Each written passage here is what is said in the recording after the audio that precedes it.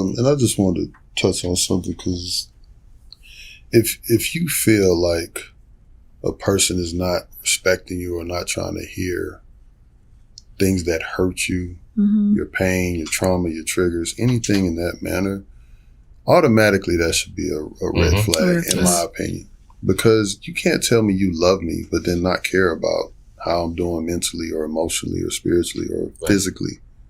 It just doesn't, in my opinion, go hand in hand. That makes no sense. That it should be. And then on the flip side, 90% of the time, in my opinion, those same people want you to care exactly about how they feel, what they're going through, why you're not understanding, and it just doesn't make any sense. I think that to that point, a lot of times we see that probably in month 1 or month 3 or month 4 or 5, and instead of making a decision to cut and go, you're like, well, if they could just, or I can get them to, and I particularly try to share this with women because you have a nurturing factor by nature, right? And so because of that, that actually gets used against you sometimes because you feel like that you can fix him, right? Get him to where you want him to be. And when somebody shows you who you are, believe them.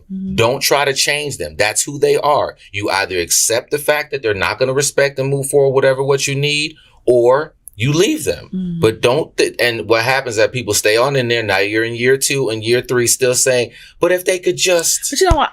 To be honest, I think we don't see many examples of the opposite. Right. So we'll stick in it because we think, well, we got to deal with it somewhere. So we might as well just put up with it here because we never experienced it. I never experienced someone who actually cared about my triggers or things that affected me before I got to them, or things that they may have saw rise up in my personality and actually come and have a conversation with me about it. I've never had that happen. I like to say that in relationships, we've always, even though AI is coming around now for software, in my opinion, relationships has been on AI since day one. It was an artificial intelligence of what we thought a relationship was. Right. Okay, man do this, woman do this.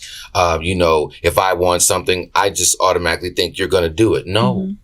Right? We got to communicate. Communication is more than just saying, let's communicate. I don't even know how I feel about certain things. So how can I communicate with you? Right?